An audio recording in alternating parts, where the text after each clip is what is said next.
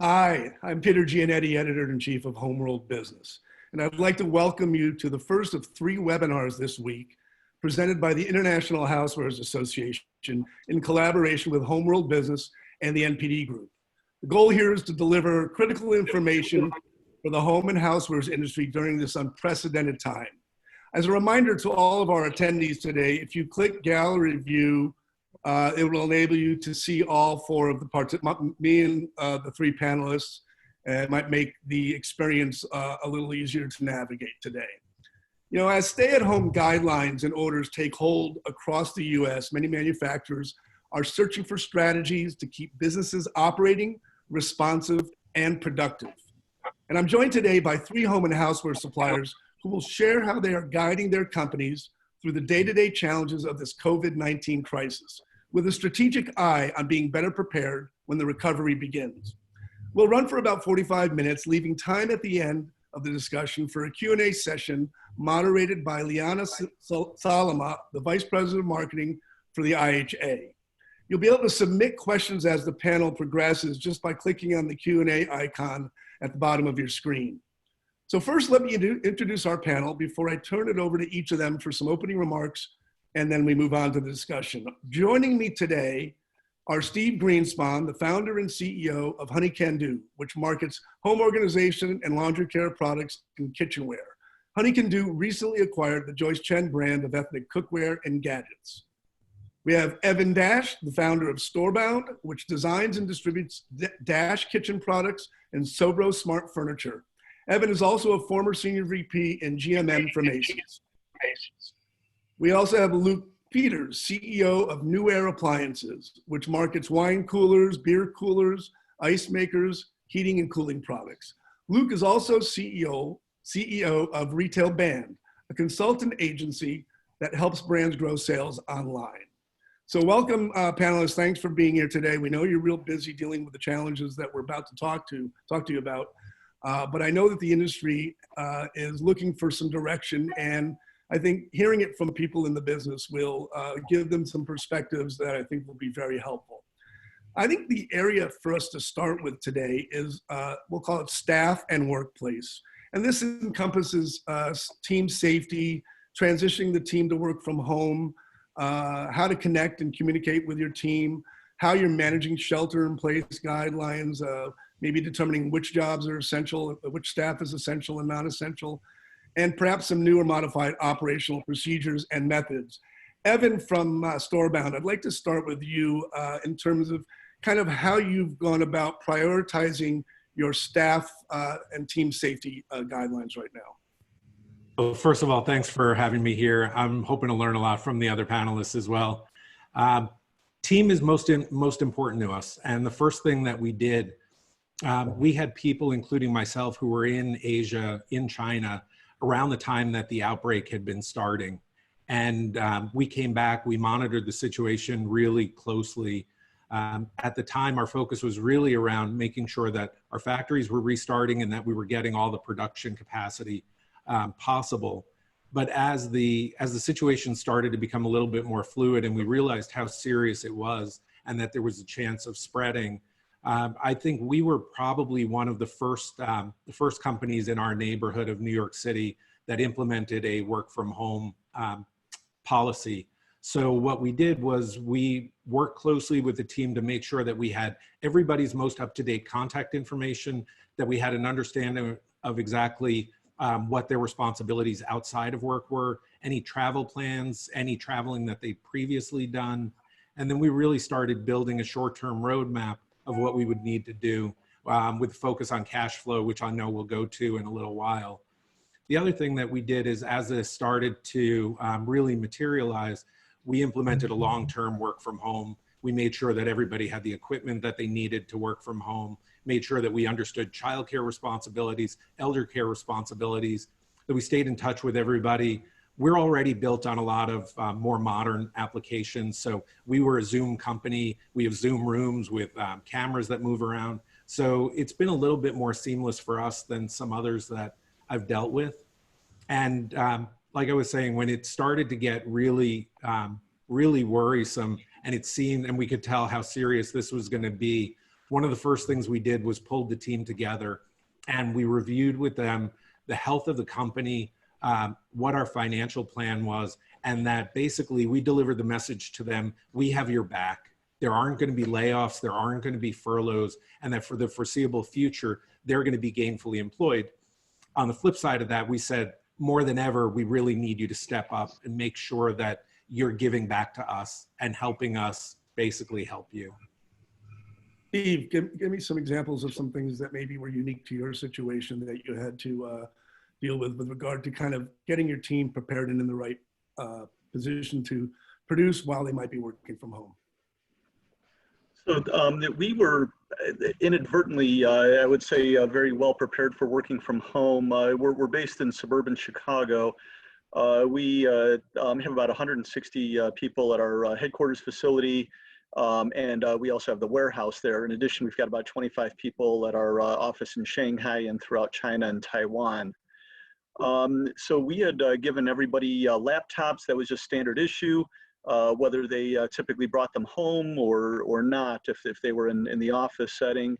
And this includes both the Asia folks and our US folks. When China was going through the COVID situation, they were all well prepared to work from home, still be able to stay in communication and still be able to produce there.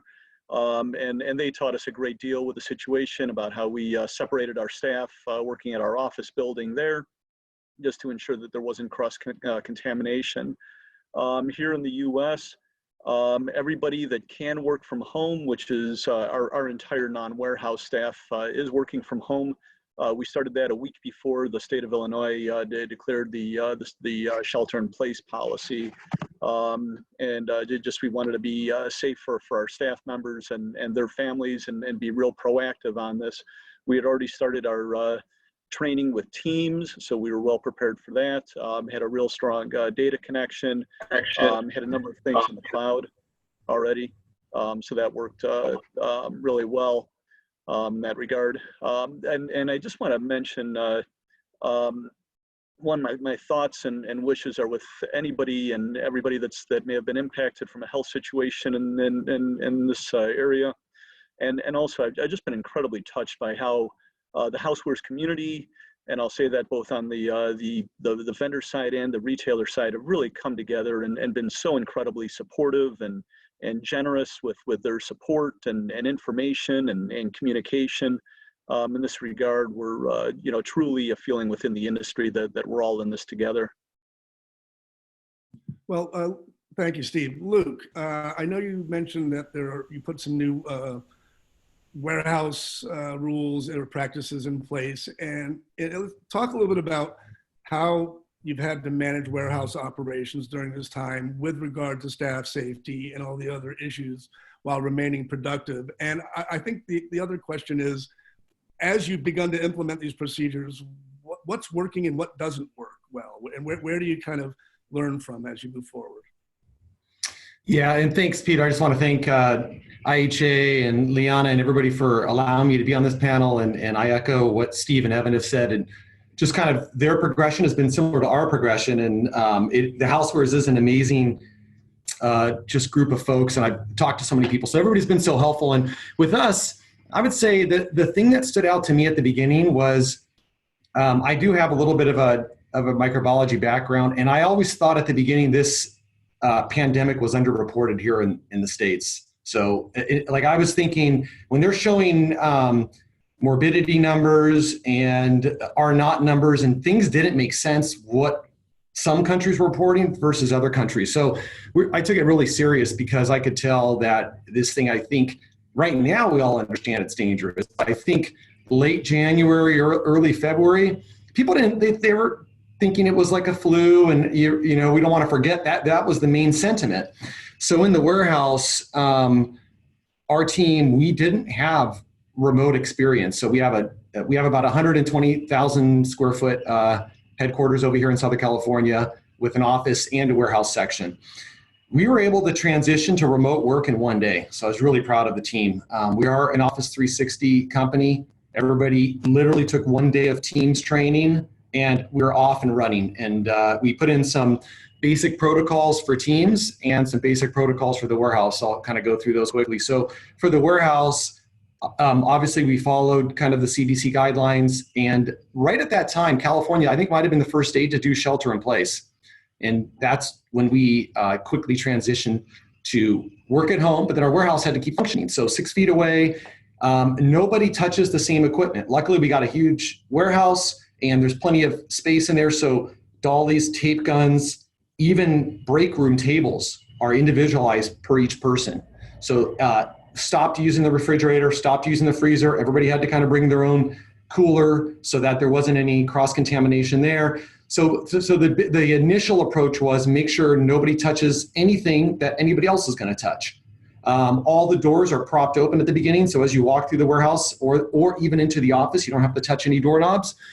And then, of course, we get hand sanitizer and masks. And even some of our factories freighted us or air freighted masks to us. So that was pretty cool. So we had good support from our factories and had that kind of compliance in the warehouse. And since then, we've improved that even further. And then as far as the team goes, similar to Steve and Evan, we've moved to remote. We moved really quick within a day. It's been seamless, and probably the key winning point that I would take away is that we have a stand up and a stand down meeting every single day within different departments, so you can imagine, say, like an ops one and a sales and marketing. And it's quick, 15 or so minutes with the leaders of those departments. And at the end of the day, same thing, but it's a great way to quickly connect. It doesn't go on and on for an hour, so people aren't wasting their time. And when you're used to working so closely together, this is a great way that we've continued to kind of have that cultural bond. Before we move on, anyone else have any unique experiences as it relates to communication with the staff, keeping them engaged, and kind of creating a connected feeling, even though you're a few miles apart from one another? Yeah, we've spent a lot of time on Zoom as a company. So Zoom was really a very, very fluid transition for us. What we've tried to do is that we have so many people who are living alone in New York City, small apartments, and they're really feeling it. I think feeling it a lot more than others. A lot of people have young kids and they're also in smaller spaces. So we've put in a lot of activities in addition to a morning meeting, an afternoon meeting, but we've done happy hours. We've done costumes. We've done formal Friday. This was my formal Friday outfit. So we're just trying to keep it really fun, and that we're finding that people are coming into all those kind of optional meetings and really unwinding a little bit. We've had some drinks together, and that's been really good for the sanity of the team, and something I'd highly encourage any remote workforce to be doing. I let Evan know earlier when I saw him that this might be the first time I've seen him wearing a suit in 15 years. So thanks for that, Evan. Steve, you were going to add something to this? Yeah, we're having a lot of fun and learning teams at the same time. We've got chat boards with the Pets of Honey Can Do on there. We're having regular meetings. Our leadership team is meeting just very briefly for about 15 minutes a day, and then within their teams, they're meeting just about daily as well. I'm sending out regular emails to the whole company, even if there's not too much to report, just to let everybody know, hey, we're still together, we're still doing business, we're still a team, and reassuring everybody that we're all going to be okay and things will go on. Very good. Back to Luke's point on warehouse procedures and stuff like that. Obviously, you need orders and goods coming into the warehouses to implement those procedures, and that's been a real challenge. And I think where one of the most important things that the industry is dealing with right now is kind of managing cash flow. They're dealing with order slowdowns or shutdowns or cancellations. We're dealing with retailers who may be demanding extended payment terms. All of these variables that affect cash flow. Also, you're having to explore your own cost-cutting mechanisms right now, whether they're near-term or long-term. Let's start with you, Steve. How have you been able to overcome cash flow right now? How are you dealing with the slowdown? Where can you create cash flow where none kind of existed previously? First of all, I want to say I'm incredibly sympathetic to everybody's been impacted in some way to the situation. The biggest exposure has been those brick and mortar retailers that are considered non-essential, where they've had entire store closures nationally, and they've maybe have a very, very limited e-commerce presence, since they haven't been able to make it up there. And we're doing our best. We are being sympathetic to their needs, and that's where we've gotten the push out on extended payment terms, and we're doing our best to be supportive of that as well. And that's where we're seeing the canceled orders, things that we already have investments in, and then we're just taking those into our warehouse, and just hoping that once everything goes through, we'll be able to work together on those products. Fortunately, going into this, we've got a strong income statement and balance sheet. We've got room on our bank revolver. We have a great relationship with our bank. And our bank has been incredibly supportive. From feedback that I've heard is that all banks out there are being incredibly supportive and flexible, and finding ways to work through this with each of their clients, which is just so heartwarming to hear. Opportunities we're seeing on e-commerce has been phenomenal. We've had Cyber Monday type of parcel movement for the last few weeks, which has been great. Of course, these are small orders. We've been it's been 10 years in the making of refining our e-commerce process throughout that, but we have real heavy exposure to e-commerce. And that's been kind of the saving grace, as the brick and mortar side has kind of faltered a little bit. Unfortunately, with some of the retailers pushing that out, we're doing our best to absorb that and kind of shield our partners, our production partners, from that. But they've been flexible. They've let us know kind of where their pain points are. But we're seeing flexibility all around throughout the entire supply chain, which has been fantastic. It's one of those scenarios where everyone is feeling it. It's not one side versus the other side right now. Luke, in your role as a e-commerce consultant, obviously you might have some thoughts about if traditional retailers are not ordering goods right now, to kind of divert some of your attention and to e-commerce, and not just one e-commerce platform, but multiple e-commerce platforms. Talk a little bit about that, if you could, please. Yeah, right now, I mean, it's definitely can be painful for companies that are positioned mainly for in-store. The saving grace, or the blessing can be if you're an e-commerce focused business, and obviously Amazon is just, their volume is massive right now. But the problem that a lot of just friends and colleagues have had is that if their products are deemed non-essential, then Amazon has stopped ordering those. So for some folks, Amazon's great. And for others, it's actually been a problem if companies are too concentrated with Amazon. So I think the sweet spot is when companies have built their businesses and are strong with Amazon, but also strong with, say, a Home Depot and a Wayfair or Walmart and some of these other retailers, along with their own direct-to-consumer. This is the time now to double down on your direct-to-consumer. So my message would be, in these types of, this can be looked at as an opportunity. If we all have teams, and sometimes our teams are focused on longer horizon ROI projects, and our challenge here, or my challenge to the team, has been pull all that back. Everything is now 90-day ROI.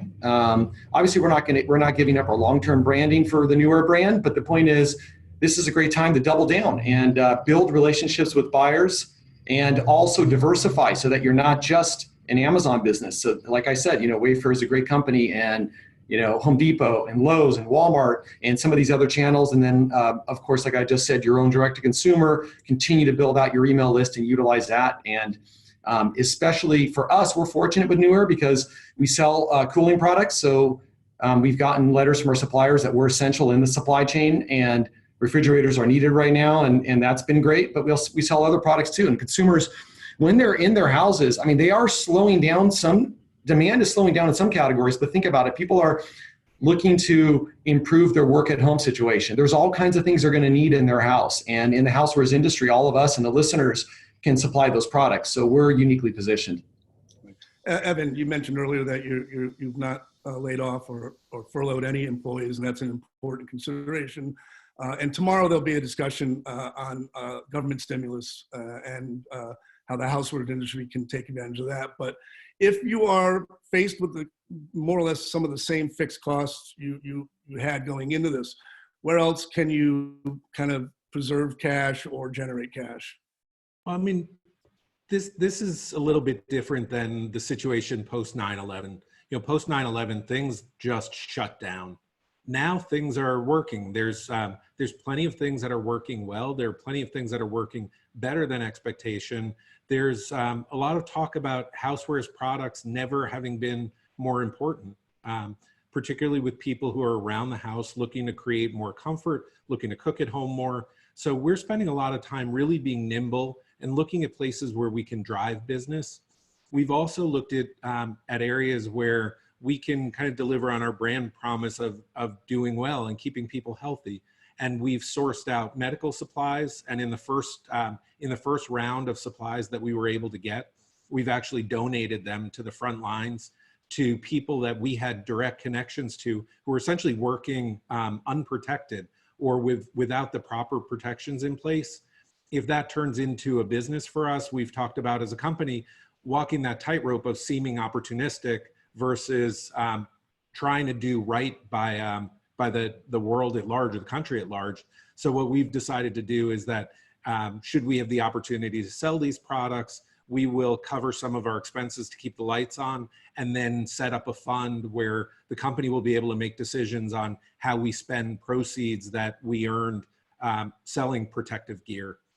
Other thing that we did from the beginning, and what was really important to us, is we said, this is the time to throw optimism out the window. I mean, we all bring optimism into our business plans, into our business forecasts. Having gone through the financial crisis and seeing how quickly some companies failed, we wanted to stress test our model as much as possible. And we put together a real doomsday type of scenario, and then made sure we worked with our bank to tap into our credit lines, to bring in enough cash on hand that we would hold a reserve, even though we're paying interest on it. We felt strongly that the banks at any time could get skittish and shut things down. So we decided to pull in, a small war chest that would let us make sure that we could continue to do right by the people who work for us. And then following through with the retailers and being in touch with our retail customers, being empathetic to what they're going through, trying to support what their needs are, not looking to push back whenever there's a change in credit terms or payment terms or order cancellations. We're trying to absorb whatever we can, help in any way possible, shift goods around. There are plenty of customers whose business is strong, who need more goods, and we're scrounging to get that pulled together. And then there are others that just, they're not clear that they'll have jobs tomorrow. And in some cases, tomorrow already came and they don't have those jobs today. So hopefully furloughs will lift, things will get back to normal, and people will get back on track. But that was really the biggest thing for us, is staying as close to our people, being nimble, looking at the opportunities, and making sure that our retailers know that we're there for them. And then following it a little bit further down the track, and I think we'll talk about this later, is just making sure it's that always a delicate balance as well. to prepare for the worst case scenario, because you need to understand what that is, but also keep your eye and your goals on what would be possibly a best case scenario, or to be prepared for a turnaround that you can participate in. One of the things that has been another concern, and it was a major issue back in early February when I was in Germany for Ambiente, everyone at that time was more concerned about the supply chain coming out of China. And it was all anybody wanted to talk about. No one could have imagined what they're dealing with right now. Everyone thought it was just going to be kind of a situation that was sort of exclusive to China at the time. And the factories had shut down. They extended the Lunar New Year, and there was some real concerns about getting goods out of China. I think there's a good point. Let's talk about the status of China's supply chain right now, in terms of production capacity, delivery capabilities, and maybe the status and timing of when goods are coming. And then let's turn that into a conversation about prioritizing your inventory needs and availability. We've already talked about the relevance of housewares and appliances during and after a crisis, this kind of crisis when people are spending more time at home. We've also talked about the need to shift to shift some of your efforts to direct-to-consumer and e-commerce. But Steve, let's start with you. What's the, from your perspective, what's going on in China in terms of manufacturing and shipping right now? We're at 100% production availability. China's back. Taiwan is obviously going real well with the tariff situation. Like most companies, we diversified to a number of other countries as well: Vietnam, Malaysia, and elsewhere. And everybody's back and ready to go. Of course, now with the situation being what it is, we're actually going back and saying, hey, can you push some of these orders out a little bit? Unfortunately, a couple of these orders that because of who the customer is, we're going to have to cancel these. But we plan on shipping these later on in the year when everybody's back to work. From a supply chain perspective, as far as we're concerned, everybody's up and running and ready to go. Right. They were talking about before the situation of all the lockdowns in the U.S. Importers were saying anywhere from 2 weeks to a month or whatever. It was going to be a delayed supply chain, and especially if it went on much longer in China. Now, obviously, this interrupts the whole supply chain once again. Is it everyone's feeling, Luke, that a month from now, 2 months from now, whenever this is, that goods will be able to resume, the flow pretty steadily into the back half of the year? Yeah, thanks, Peter. You mean from a sales perspective here? From a supplies perspective, getting the stuff landed in the States and then getting it into the retailers' hands. Yeah, I think, from a supply perspective, we're similar to Steve. Our factories are doing great. And it's important if you're, a key business partner with your factory and above a certain threshold, let's say, then you really matter to that factory. And it's important, just like building customer relationships. My team did a great job last year of building our factory relationship. So we were pretty solid from a supply perspective. And then kind of just like Steve finished off, now the question is kind of turned to the demand side. And it's interesting because a lot of friends, colleagues of mine, hit the pause button right away on shipments. There's not enough data really. We've only been a couple weeks into this, coronavirus, like where the media really had this meltdown and the whole country really, the fear turned, to 10, let's say, only about 3 weeks ago. So every week as sales are monitored, we'll have more information on where the demand is. And then as far regarding the final question on like how quickly this will come back, it's hard to tell. We're uniquely positioned with digital, so we're fortunate. Folks that are dealing with some of the discounters, I think that's going to be a challenge. Some of the discounters, there's going to be a flood of excess inventory potentially for, say, the TJ Maxx's or Burlingtons. And every retail and every vertical is going to be slightly different, I think, or every channel, let's say, is going to be different on the rebound. Right. Evan, do you expect a surge at some point, and how do you prepare yourself for that surge? No, we're trying to prepare ourselves for every situation and not look at any one in particular. I think now it's a better position to be in to have to chase some of the business than wind up barreling in a ton of inventory that's going to sit here for an extended period of time. Right. So for us, it's really been maintaining really close communication with our factories, working on a rolling 6-month forecast that we're updating for them on a weekly basis. I believe that we're going to be able to get the capacity that we need. And I don't think this is going to be like a light switch, just turning it back on and the business is going to just crank back up. I think it's going to take a period of time, and the global marketplace comes into play in a big way here. And we're seeing it with medical supplies where things are getting bid up, and we've got concerns over whether or not we'll be able to honor pricing that we have out there when the business starts to ramp up. If there are supply chain shortages, logistics is also a concern and has been a concern for a long time, and just getting the goods here. So it's something that we're going to watch closely, and I really have, unfortunately, it's complete uncertainty. Right. With regard to new product, obviously, everyone was ready at the beginning of the year to introduce several new products at all the trade shows. Where does new product stand kind of in the pecking order of inventory priorities right now? If you haven't necessarily had a chance to get all those in front of the consumer, are we at a point where maybe some of that new product has to be sort of backed off a little bit and the focus moves toward kind of the tried and true top selling basic items that can fill the shelf and perform well for these retailers? I'll start with Luke on that one. Yeah, sure. Well, we've moved to a new product actually. It's right here, and Ah, we no, but actually, I'll give you $100 for it. I know. 125. Oh, here we go. I brought some of that into the warehouse today, but no, apps. We're doubling down. Like I think new product is the lifeblood of any company. It's part of our growth strategy over the next several years. We just launched, for example, a really awesome beer froster, and it's pretty innovative. So new products, and we have a couple more really awesome launches coming later this year, and we're going to continue with those. And I think it can be done in a responsible way because you can monitor the amount of inventory you're bringing in on these new products. But I spoke earlier about a 90-day ROI. So the whole company has to be thinking about everything we're doing. It doesn't have an ROI soon, but you can't give up your future. So you still have to keep innovating and bringing in new products and developing new SKUs. Anything to add to that, Steve? Yeah, I agree with Luke 100%. There's definitely a balance. Companies are in survival mode. We got to get through the next 60, 90, 120 days and ensure that you're strong. At the same time, though, you have to continue to invest in the future. You can't just wake up one morning and say, oh, we made it through, but now we didn't make any improvements. We don't have any new products coming. We're full steam ahead. Our product development team is busy working remotely.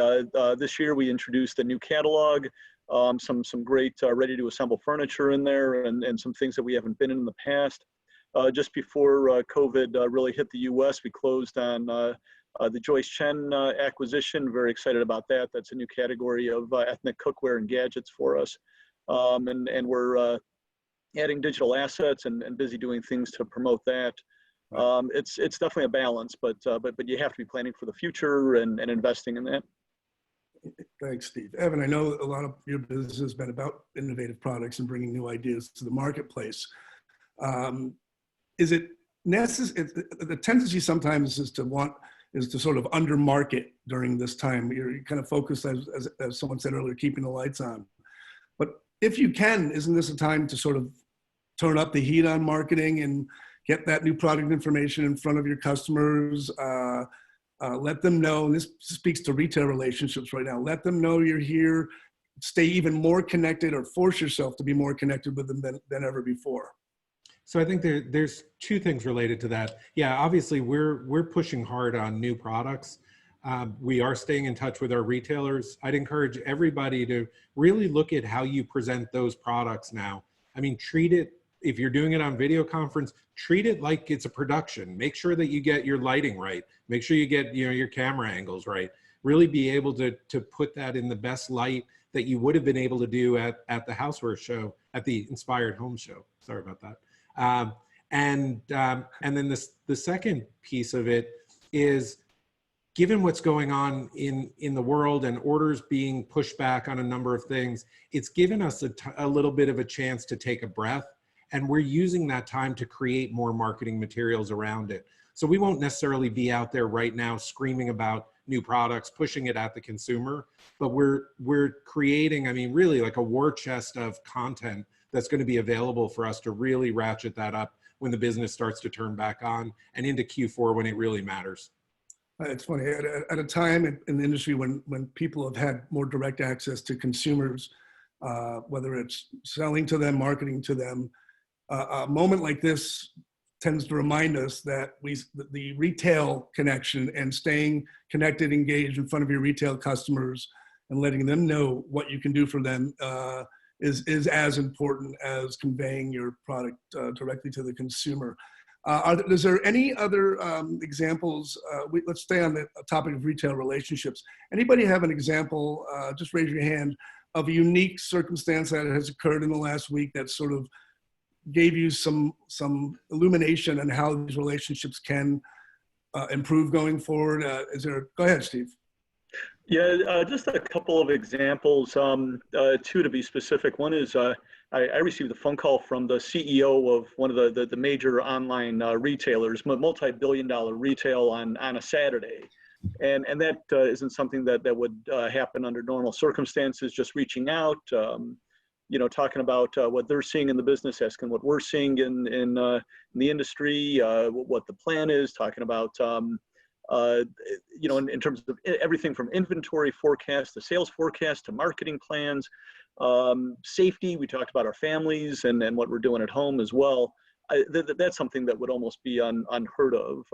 You know, normally, you know, the individual is a very, very gracious person, but that wouldn't happen. The other thing is, I'll say, is one of the large discount brick and mortar retailers received a phone call from the buyer and the divisional VP, just personally reaching out and explaining the circumstances, that they were requesting to cancel orders and push out the payment terms. And it wasn't, of course, a positive message, and I can only imagine the abuse that they would have taken talking to all these vendors about this when everybody's experienced these things. But it was an incredibly empathetic, sympathetic phone call. They listened to everything, asked about concerns, listened to the concerns, took them up the channel, and we had another conversation a couple days later. And just seeing that sort of partnership and working together and having these communications has been phenomenal. Luke, how do you continue to sell at a time when maintaining, preserving relationships is vital, and it's almost sometimes it seems somewhat insensitive to try to come at someone with a real hard sell right now? How do you create that balance and continuing a sales culture while understanding all of the variables that are sort of getting in the way of that sales culture right now? I mean, for us, it's, well, we have a newer team in sales that's phenomenal. So for us, it's only gotten better from a sales perspective and from a relationship perspective with our clients. So I would say it's two-way. It starts in two sides. I mean, first you got to think about your brand, and you know, if you're creating a real brand so that companies can't just say, hey, they're selling it for this, why are you selling it for this? And, you know, you're offering something different, you're creating unique products, and you want to create value within your brand. So it starts there, and then building those relationships. And I think more time on the phone, like for example, for us specifically, my team has got some phenomenal opportunities with Walmart.com and companies like that, where they're eager, the buyers there are eager, and they work, there's many buyers, like in every single, they have, each buyer handles like thinner slices of product categories compared to say other retailers. So there's a lot of people to talk to. And being creative on opportunities that are coming up with any of the big, you know, Father's Day or any of the big promotions that are going to be coming up in the near future. And, you know, I think sometimes people, of course, we're all, you know, we all do sales and we'll talk to buyers, but I mean, there's two levels of it. You know, there's behind the scenes perfecting all of your collateral and making sure your products are showing up and ranking. But it's amazing what a relationship will do. And those buyers have levers they can pull for you to make sure your products are featured in the right positioning. It's going to cost some money and some advertising and some collaboration, but we haven't seen a slowdown from the relationship side. Thanks. Evan, we talked earlier about consumers that are going to be changing their behaviors. What behaviors have to change on the B2B side right now that might stick well beyond the situation today? You know, we've approached it, and I think one of the reasons we've grown the way we have is we've always approached it that we're serving the consumer. We don't sell to the retailers, we sell through the retailers. And we're big believers in that retail outlets are the right place to right place to link up with the consumer. But at the end of the day, it's up to us to really create the needs and the demands for the retailer, for the consumer, and then service that through the retailer. And that's something that really hasn't changed for us. I think there's going to be a lot of consumer trend changes that we're going to see based on that. And I think a lot of the consumer mindset changes that are going to happen are going to lead to things that could be very beneficial to the housewares business.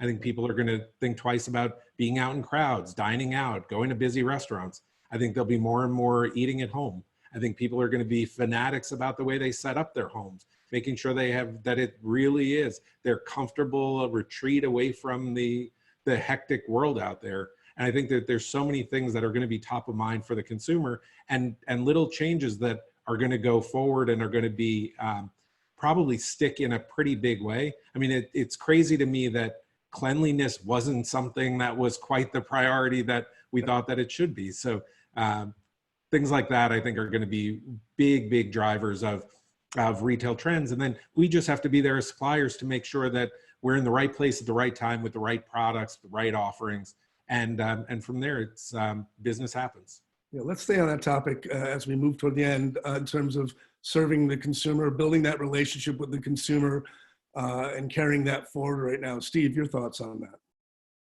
Just to add to Evan's note there, we're seeing the same things. Just people on social media are who've never cooked before in their lives are cooking meals and eating at home and eating products for that. People are organizing their rooms and cleaning and using all these housewares products that they've never used before. Evan mentioned changing behaviors. I'll tell a personal story. Talking with my parents, who are they were never going to be adapters to e-commerce and ordering from home.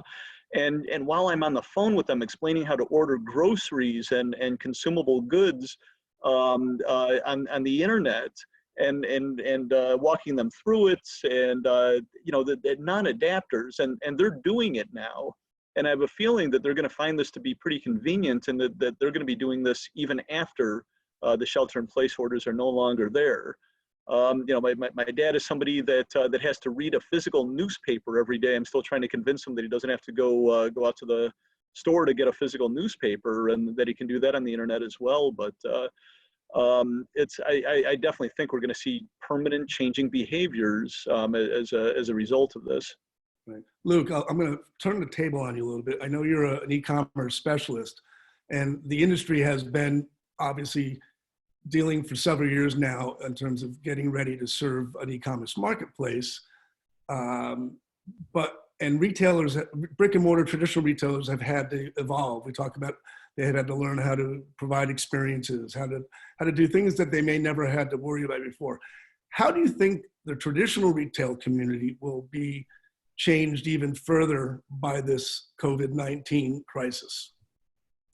Yeah, I mean, there's a lot of unknowns because we don't know how long it's going to go on for. I'm of the opinion that I think it is going to go on longer because it's a long discussion, but we're not just going to immediately get herd immunity because of a lockdown. So it's going to be hard to open everything up as quickly as, say, the government may want to, unless we get hopefully a medical breakthrough. So in light of that, I think it's going to be challenging for a lot of these retailers. But you got to look at the ones. There's some retailers that are still prospering right now, because obviously, when you look at the whole of internet or the whole of online, it's Amazon basically putting a lot of pressure on these other retailers. And of course, you have Wayfair, which is taking a lot of market share from specific types of retailers, and then Walmart and everybody else.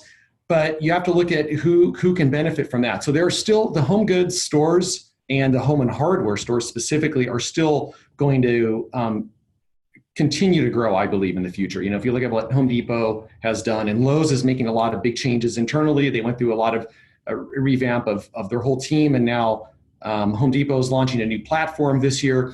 So I do think hardware is going to continue. And there's a lot of smaller regional hardware stores that even if they're not online, they're going to continue because there is a physical need for those companies. But then you go to other stores that do sell essentials, and they are competing with the likes of Amazon, obviously. I mean, these trends have already been in place, and I think they're going to accelerate. So more challenges for some of those companies, but then other companies that are a little more sheltered from it will continue to grow alongside of Amazon and the other .com players. Thanks, Luke. Well, before we get to the Q&A session, first of all, thanks, gentlemen. I've learned so much during this, and I'm learning new things every day. And I think keeping an open mind is part of the new normal right now. We have to see and listen and hear and hopefully get some clarity along the way. And having these types of conversations is really important to that. I'm going to give each of you, before we get to questions, one final chance to sort of sign off and leave our audience with something to think about. It may be personal, it may be related to your business, but we'll start with you, Steve. I just want to appreciate the opportunity to be on the panel. When we first had the discussion about it, I said, wow, I can't wait to learn from these smart people out there. I was planning on viewing the panel and not being on it, but Evan and Luke, I'm learning a ton from them. So you got the perspective of two really smart guys, and then a regular person here. If I could say anything to the industry, it's that we'll hunker down, we'll do our best, we'll plan our cash flow, and make it through this just fine, and then be stronger out the other side. I would say, please reach out to other people in the industry, and it's not a sign of weakness; it's a sign of strength to utilize your network. And there are a lot of good people out there who want to be helpful to you. Reach out to your retailers if you need any support there, and they'll see what they can do. And as well as your vendors. We're all going through this at the same time. It's the first time for everybody that we're going through this, and just kind of leaning on each other. And of course, I'm here for whatever support I can provide to anybody in the industry as well. Thanks, Steve. Evan. Yeah, I would just say, engage everywhere possible. And that could be with family. I have two college-age kids who are at home, one with a sports season canceled and been depressed on what he's missing out on. But it creates some great opportunities for engagement that typically we don't have with our kids at certain ages, or our parents at certain ages. And just staying in front of people like that. But engage with retailers, engage with business partners and your service providers, engage with people on your team. Spend time talking to people on your team that you don't normally speak with. See how they're doing. Just check in, create some of those closer bonds. And then finally, with the consumer, we're very social media heavy. We started running and we actually did one while this was going on, but we do lunch cooking live videos. And we have multi-camera, multi-participants on it. The last one that we did last week had, I think, over 160,000 impressions that were created. It just shows people really want to be connected. So be a conduit to that. Thanks, Evan. Luke. Yeah, and just thanks for letting me be on this panel. And I just offer to anybody else out there, I love connecting with folks. So happy to connect or help anybody that might need an extra hand on the digital side. You can just reach out to me directly. And what I would say is that, to give it down to a couple of actionable things everybody can think about, is write down and talk to your leadership team and put together what are the top 5 decisions you need to make right now. And I think it's okay to be cautious and a little bit fearful, but don't give up on the sales side. So double down on sales and marketing, actually. Put together those top 5 decisions so that your actions are occurring on things that are really going to move the needle for the company. And then you do got to reduce costs. And because most of us are still getting a little bit of a demand hit, even if we're on .com, we're getting a demand hit. And, so it's fine to be near-term cautious. That's prudent, I think, in business, but long-term optimistic, because now we're going to come out of this with leaner companies. We're going to reassess every one of these expenses. Was it actually providing a necessary ROI for the company? And I think that, instead of immediately going right to our staff or labor for expenses, there's so many other, especially companies like ours where we're cost of goods companies. And when you look into P&L, looking at cost of goods for cash flow first, and other expenses and consulting expenses, and removing those first is probably a prudent thing for companies to do right now. Well, thanks, Luke. Now it's time for me to turn it over to Liana Salama from IHA for some questions for the panelists from our audience. Liana, it's all yours. Thanks so much, Peter. Can you guys hear me? Yep. All right. Okay. I think you can see me now too. Gentlemen, thank you so much. This was really just outstanding. Few questions that have come up throughout the course of the session, and I've tried to put them in buckets here. So I'll just kind of kick it off with some follow-up questions related to supply chain and logistics. So the several times what has come up here is kind of this question around how you guys see the long-term effect of coronavirus and it having originated, in China, impacting kind of the made in China versus made in the USA. Are there additional opportunities for US manufactured or made in the USA statements that'll come out of this long term? Yeah, I think so. I think when you look at even the administration's stance on things, that companies that are making in the US, and unfortunately our stuff isn't, but any companies out there making things in the home electrics in the US, contact me because I'd love to partner with you guys. But I actually think it's going to be a long-term trend, not just a short-term blip. There are some of our customer services reporting that customers are a little bit concerned if things are made in China. I think the virus is dead by the time it gets here, so that's not a true concern, but there's a feeling of that. But I think to your question, Leon, I think it's more where the administration is pointing things. If you look at what's going on in the daily briefings, the whole American machinery is coming into action to solve this problem. I mean, it's actually really encouraging when you see these, all of these great American companies coming together. And I think that personally, that's going to produce a trend that's going to continue for years. So people who make here, I think, are going to have a big advantage. Great. Evan, Steve, I see you guys nodding. Anything to add? I mean, I completely agree. We're largely made in China. We've been able to move some out of China. We're not quite in the U.S. yet, and that scares the hell out of me for the future of my business, because I know personally I'm thinking about where products come from, and we definitely are going to prioritize taking steps to diversify our supply chain. Yeah, I concur with them as well. You know, we all learned the world is flat, and then as we've engaged with other countries and done business internationally, we've seen some of the pitfalls that come with that as well. So we all need to find that balance and diversify.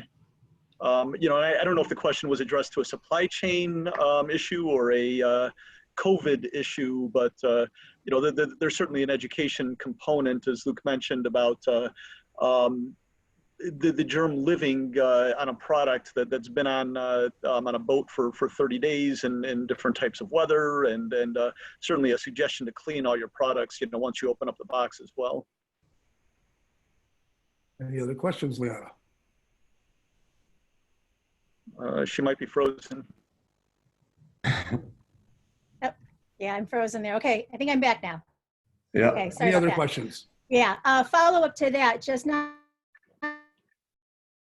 sure if any of you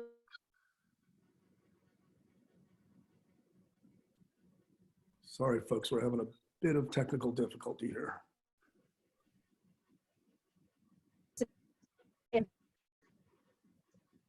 Well, Peter, if that doesn't come back, you could probably just pull from the chat transcript. There are questions that are in there. Are you there, Leona? Yes. Can you hear me now? frozen up for a second. Yeah. Can you hear me now? Yeah, I can hear you now. Okay.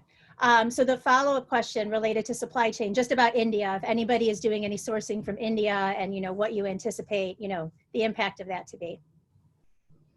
We do very little in India, just a handful of SKUs there. It's not products that we order enough that we've seen the impact of the supply chain. There were definite differences in the supply chain reliability between India and China prior to this. And we don't know yet what the impact is from our company. And we have some products going into retail in India, and we're hearing a lot of rumblings about, I mean, widespread shutdowns and a lot of disruption going in. So we're watching it closely. Yeah, and we're not sourcing from India right now. Okay. Next question here, with regard to those folks who are still working in the warehouses and whatnot, does anyone have anything in place to monitor employee health? And do you have a plan in place for if something were to break out, how you're going to kind of track the flow of interaction? Yeah, we've been watching that real closely in our warehouse. So we're taking temperatures of every employee with an infrared thermometer as they walk in the building. We're also being, and that was something that wasn't legal as of a few weeks ago, and the law was very recently changed on that specifically for this. So we're monitoring that way. We're also being very vigilant on telling people that if they have symptoms to stay home, and we're working with everybody on their paid time off policy, and being very, very flexible, because we want to encourage people to not come in that regard. And then we're also just observationally watching people, and as Luke alluded to earlier, we've got the all the social distancing and the cleaning, and wearing bandanas because we don't want to take masks away from the healthcare providers and other responders, but just doing everything that we can to ensure a healthy environment. And obviously we want people to continue to feel safe so they show up at work. And we've even given raises during this time to our warehouse staff just to ensure that they know how much we appreciate what we're doing, what they're doing for the company, as well as give them an incentive as well. Does anyone else have a situation that? Yeah. You know, just the things that we spoke about earlier. So pretty much a lot of the same things that Steve spoke about. And the key thing is a warehouse can be really safe if people are spaced, because this virus is mostly transmitted through the air. You got high ceilings, if dock doors are open, you got a lot of air moving through. And then if folks are not touching anything, literally, if they're not touching anything that anybody else is touching, and if they're not getting within 6 feet of each other, there isn't even a need for contact tracing or tracking after the fact. So we're doing the same things. We just like you, Steve, we just started the temperature monitoring. So all of these things, following CDC guidance, staying on top of it. My HR and other leadership teams done a great job at that. Same on my side. Question here related to essential versus non-essential business. Product, of course, is not essential, but can my warehouse come in on a light staff, practice safe distance, et cetera? How are you guys, with warehouses that are still in operation, how did you go through the process of defining essential versus non-essential and work that out?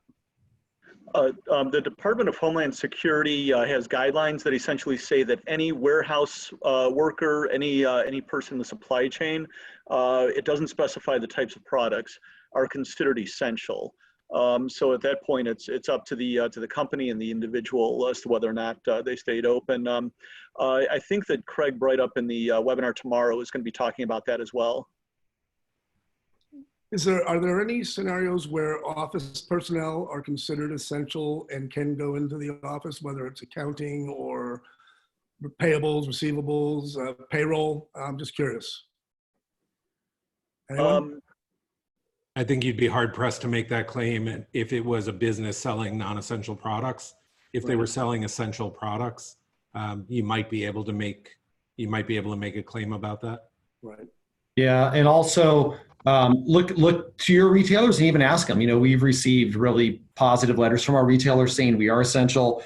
Back to Steve, if you're in the supply chain, I believe overall the guidance is you're essential, but we've gotten specific letters from retailers stating we're essential, they need our products. And as far as office work goes, there are some situations where folks got to come in for certain mail. Again, these times are forcing us to move everything to ACH, by the way. So it's making this quick transition of, hey, checks were being written and now how can we write no checks? And so there's going to be a lot of positives after the fact. But anyways, I believe if groups are under 10, and in our case, 1 or 2 people comes into a 15,000 square foot office, then it's fine. Okay, last question, and then we'll go ahead and wrap up here. Back to kind of major initiatives, whether it's marketing, whether it's acquisition, anything else. Is there anything that, you might normally think, you should put off at this time that any of you have decided to go ahead and kind of barrel forth with? I'll start. We were actively looking at acquisitions when this started, and I'll say that we stopped at that point and just start focusing on keeping the balance sheet strong and see if the opportunities are there later. We have some efficiency things in the office that just because of logistics and not having people there, it can't physically be done at this time. We have some improvements going on in the warehouse that are full steam ahead and moving forward, and any projects that we had in the pipeline that they can be done remotely are still moving forward as well. Yeah, I would say for me, we've been using this as a time to actually take on a couple of very, very big business things that were kind of put off or put on the back burner, and just spending the time really being able to explore those things, keep people actively engaged, keep their brains working on it. And it's provided a great forum to bring in a lot of positivity and forward looking in such an uncertain world. Yeah, and for us, Leon, I think by starting out with the premise of kind of like what are the top decisions that have to be made now, and then turning things to a 90-day ROI that can change marketing behaviors for sure and sales behaviors. So it's definitely helped us kind of reassess what's important and looking at some new strategic ideas on both of those departments. All right, well, I think we're at time. So guys, thanks you so much again, really. I think this was, I appreciate your time and your energy in putting this together very quickly and, you know, being there for the rest of the industry. I think this is really beneficial. Thank you. Thank you, Leanna, and thank you to Thanks for having Steve, Evan, and Luke. Yep. A reminder to our audience that there will be 2 more webinars this week, one on Wednesday at 12 p.m. Central on COVID-19 and age legislation. Mark Atkinson from the IHA and Craig Breidup will guide you through stimulus packages passed by the federal government and their availability to the home and housewares business. On Friday at 11:30 a.m. Central Time, Joe Derochowski of the NPD Group will conduct a town hall that will examine changing consumer behavior and how consumer spending has already shifted since the crisis took hold. You can register for these free webinars by going to homeworldbusiness.com and looking for the stories we have posted on the homepage regarding this webinar series, and there are registration links inside of that story. Once again, thanks to everyone who participated today. Thanks to everyone in our audience. We are all in this together. I wish you all the luck in the world, and we hope you certainly stay safe. Thank you. Thank you.